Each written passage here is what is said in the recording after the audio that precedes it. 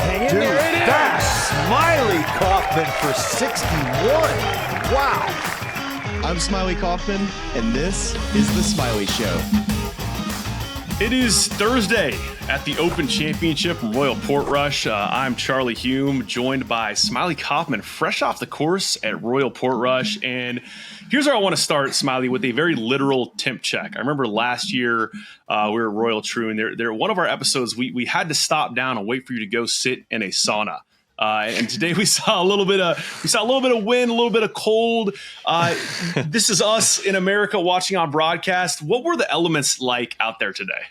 Well, it was an interesting day. With this morning, it was playing pretty difficult with some just windier conditions in the morning. Nothing crazy, but sometimes in these mornings you can catch a bit of a break to where the wind is down a little bit and you kind of get after a golf course.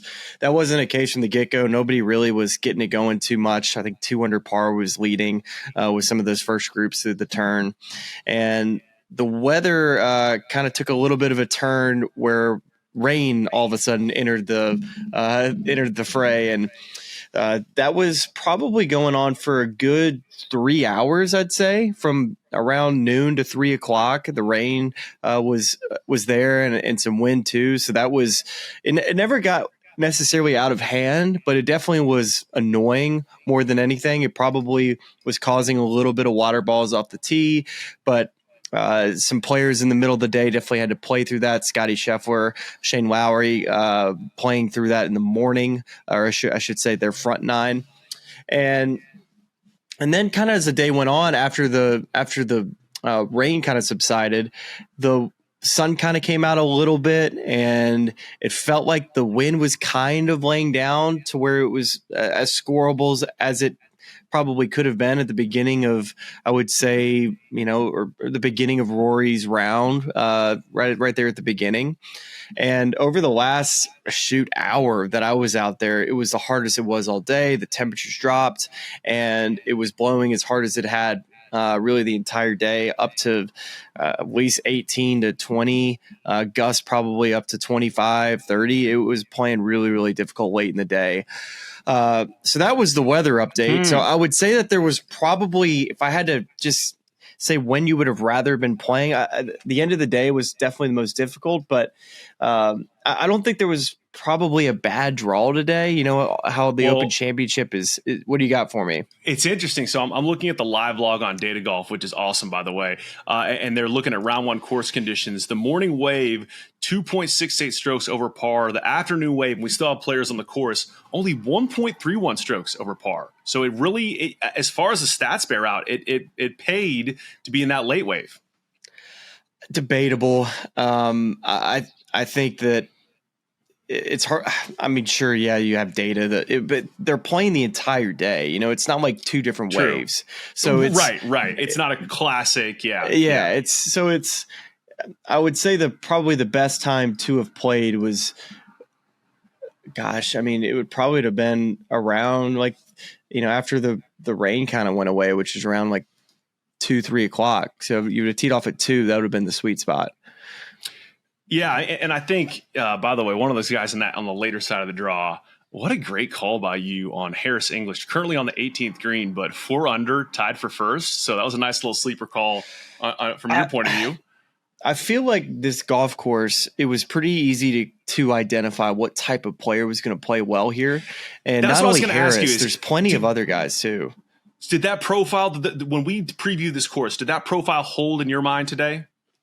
100%. This golf course is all about being able to find fairways and being able to, it's difficult when you have crosswinds on dogleg holes, and it's not heavy dog legs, but just enough to be really difficult to hold a firm fairway. So when guys are looking at their books and they're trying to figure out, all right, how am I going to hit this fairway? The fairway's firm. You got these fairway bunkers you're kind of concerned about, and then you have a crosswind that's aiding in a golf ball to carry more momentum through the fairway.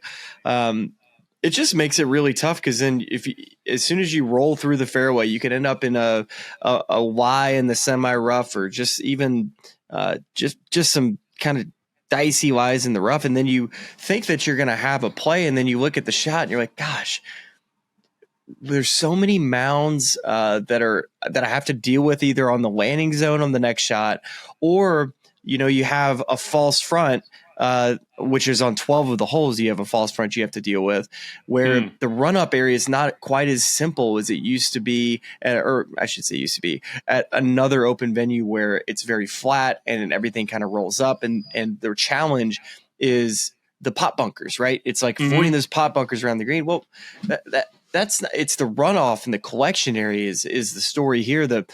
I think I was looking earlier today at around 2:00 at what the sand safe percentage was, and that there had only been 29 attempts at 2 p.m. out of a greenside bunker.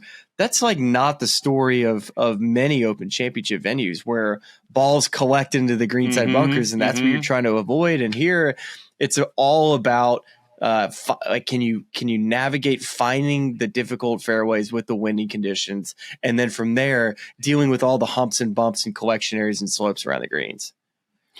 As we progress into the weekend, we're going to, of course, focus on the whole field of storylines. I think it makes the most sense to view it through your lens today with the group you had in the morning and the group you had in the afternoon. You started with that Scottie Scheffler, Shane Lowry, Collin Morikawa group.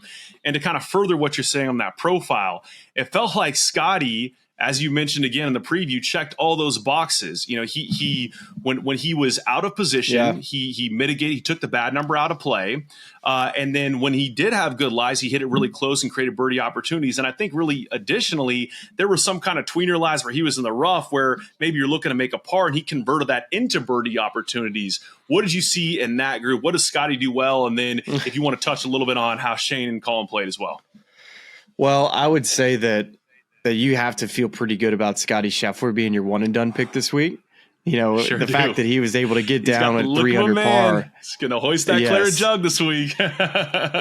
Well, this golf course, you just can't be weak in any area. It's going to be a war of attrition this week because you have to drive it straight. And when you do hit in the fairways, you don't get too many opportunities to attack out there. So when you do hit the fairway, you need to be able to execute your iron shots, hit your numbers, and be able to convert birdie opportunities, because it's not a place where you're just going to run into it, considering that the wind is going to stay up, where you're going to run into 7-8 birdies around. The way it played this afternoon, it's about bogey avoidance, being able to get the ones up and down once you do get out of play and out of position. And to me, that's going to be the recipe is who can hang in there the most mentally to be able to make those putts inside of 10 feet for par. And when you get on a run, and if you can get on a run one of these days, that's going to be the difference, is who can make those run of birdies, and then from there just not make too many bogeys. And Justin Rose was the other group later, and he had made 2 birdies and no bogeys, and it was such a good round of golf.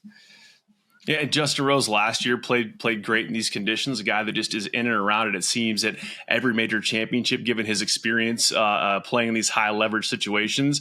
Let's do flip to that later group, Justin Rose. So in that first group, of course, Scottie Scheffler finishes at 3 under, shoots 68. It was Morikawa and who? You said Morikawa and Morikawa. Lowry had a 1 under 70. Morikawa 4 over 75. And Shane then was really solid. Seemed it. And maybe as well on that group, looked like the crowds, both for Rory and Shane, you got to watch a morning group and an afternoon group of seeing the support they had. I saw, and this is not to dump on the good people of Charlotte and Quail Hollow, but I saw a side-by-side of 6 a.m. at the tee of Portrush and 6 a.m. at Quail, and it's like night and day. What was the vibe like out there today?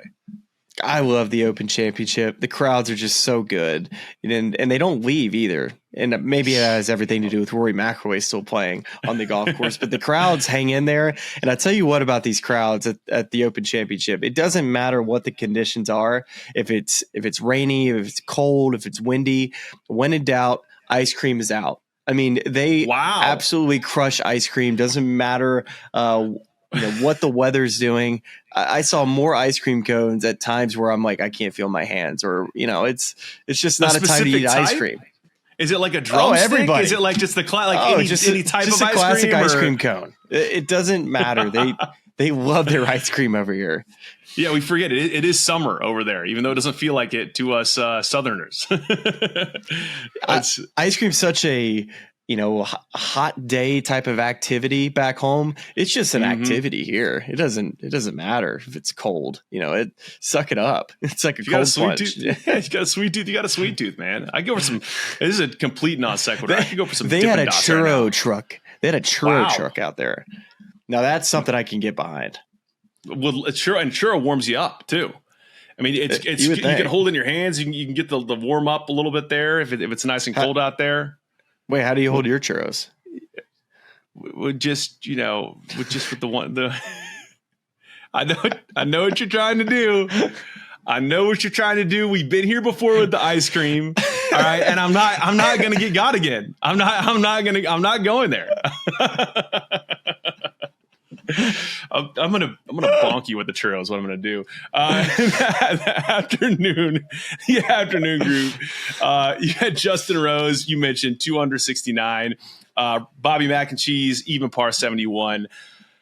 Bryson DeChambeau 7 over 78. What we didn't see a ton of it on the main coverage for obvious reasons. What kind of happened to Bryson out there today? I can promise you didn't miss a shot. If there was anything I could report to you of something that happened with Bryson that was positive today, then I would report it. But it was a day where nothing went right. I was in the rough all day and really struggled. I don't know if it's maybe because of his longer clubs, but really struggles judging lies out of like wispy stuff to where he never, ever got one right. Like every single time it was either, he would think it would, grab the face and it would go left. And that would be the time it shot out right. He just really, really struggles playing out of fescue. The one piece of the coverage that I did see was, I believe, the 4th hole where he had that almost baseball stance and the ball way above his feet. And it was his 3rd shot playing to a par 4 to slide the club. That was right. tough. But the note made by, I forget who was on the call at that point in time, but just is that, it's not like he has a standard length wedge in his hand at that point. It's one of those 6-iron length clubs. And so that's great if you're playing golf, in a dome and you're a golf robot and it works sometimes. But when you're playing these changing elements, you have to hit all these weird shots. Probably not the greatest setup for Bryson here. Well, it's a golf course you have to be so patient on and so strategic, and you have to it has to be boring golf almost. You have to find ways to just be in the fairway, wear out the greens, make a bunch of pars. And that's the type of day it was today. Maybe the rest of the week will be a little bit different with maybe the winds being a little down. You can attack the golf course a little bit, but today was not one of those days. It was a day in which you just had to, kind of plod along. And when he got too many over par early, I thought that, maybe misjudging some lies out of the rough and then I found that he played maybe a little bit too aggressively in spots where not from the fairway that he probably should have just played towards the middle of the green. And I think it put a lot of pressure the times that he did hit the fairway where he felt like he had to make birdies and then wasn't able to hit his iron shot to close. So, and any good golfer knows what it feels like where they're pressing out there on a hard golf course, and a day in which you probably felt good going into, you walk off with a 78 and you say, what the heck happened today? My game doesn't feel that bad, but it was just a poor lies at times, poor execution, and kind of mismanaged strategy. Couple of additional notes from that Data Golf live blog. This is from Matt C. It's a bit of a different test when 52-year-old Lee Westwood and 45-year-old Justin Rose are number 1 and number 3 in strokes gained off the tee. That's to your point on, the type of accuracy that was required out there today to shoot a good round. Current cut line probabilities, according to Data Golf, at 38.3%, the highest probability is 2 over, at 35%, 3 over, and at 13.7%, 1 over. What do you know? What have you seen about tomorrow's forecast? Same sort of deal in terms of please. The whole. What do we got? What we got here? Well, I'm going to look at the forecast. I thought you would either knock the cord out of your mic or your bass had arrived. I want to know what you're having for dinner tonight. We're going to it says right now. Gosh, it looks like we're going to get some rain overnight. It's local heavy rainfall possible. Tomorrow it's a 73%. Rain showers in the morning will evolve into a more steady rain in the afternoon.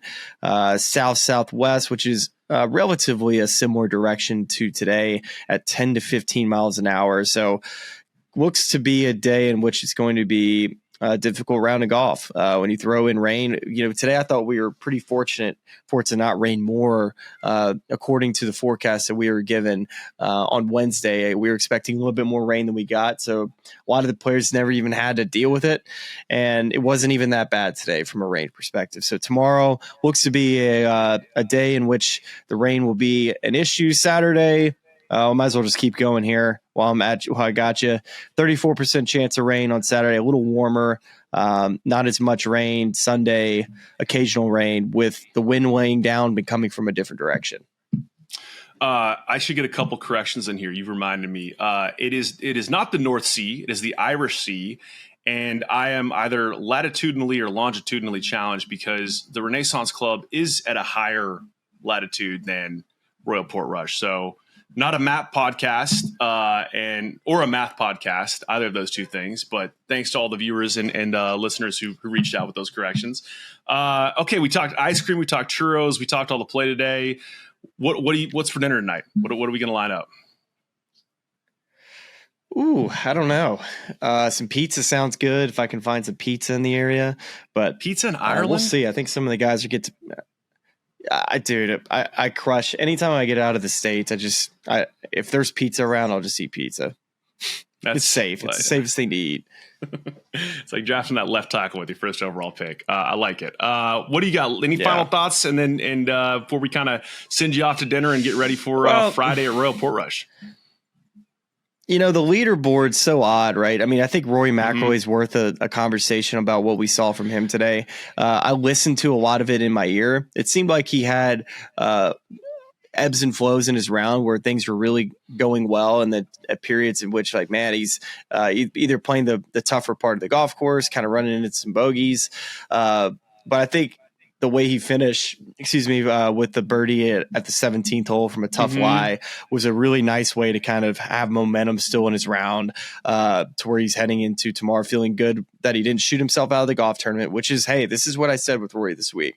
Just plod along, keep in touch with the lead. He's only 3 back heading into Friday, and he's going to run into a period of holes in which he's going to make that run for birdies. And Sunday looks to be probably the most scoreable day right now. So just kind of hang in there. Just plod along. Just keep doing what you're doing. Don't get ahead of yourself. The lead is not out of touch. And right now, I don't think it's going to be, if it's 4 under right now, I think the lead will probably be 6 under tomorrow, if I had to guess. 6. Okay. All right. That would be, and just going through some of those names that we discussed prior to the Open that are near the top of the leaderboard. We of course have Scottie, shot off the lead at 3 under. Tyrrell Hatton also at 3 under. We have, if we go a little further down, John Rahm at 1 under, Shane Lowry at 1 under, Rory also at 1 under, Joaquin Niemann at 1 under, Xander Schauffele even par. So it does feel like there's a group of guys that, to your point, just stay in and around it. And, everyone's going to have to battle changing weather, changing winds. And if you're a few shots within that lead on Saturday and Sunday, you should have a chance at hoisting that claret jug. Definitely so. I'm a little surprised that 33 players broke par. To me, this course feels harder than that. So I'm interested to see how the next 54 holes are going to go, because it does. This place does have a lot of teeth, but it definitely needs the conditions to help kind of do that. But that's a lot of rounds under par, considering how the end of the day it was. Very tough. Yeah, without a doubt. I think it connects to what you're talking about with the style of course, where it is, there is a little bit more of you have to fly the ball all the way there because the run-ups get tricky. So it's closer to what we expect on a regular PGA Tour test. But we'll see. We'll see what happens as the conditions change. We appreciate you watching and listening with us. And stay right back here. Whether you're listening on podcast, watching on YouTube, we're going to bring you another recap as soon as Smylie gets off the course on Friday at Royal Portrush. And enjoy the second round of the Open tomorrow. I listen to this podcast. It's really cool. And all of our local fans and subscribers, but make sure you like and subscribe. It's cool to see what you guys are doing. I know golf fans appreciate it, but we do too, so please keep it up. For all the good people at YouTube, like and subscribe. You guys have some good takes, so I'm happy to come on and shoot the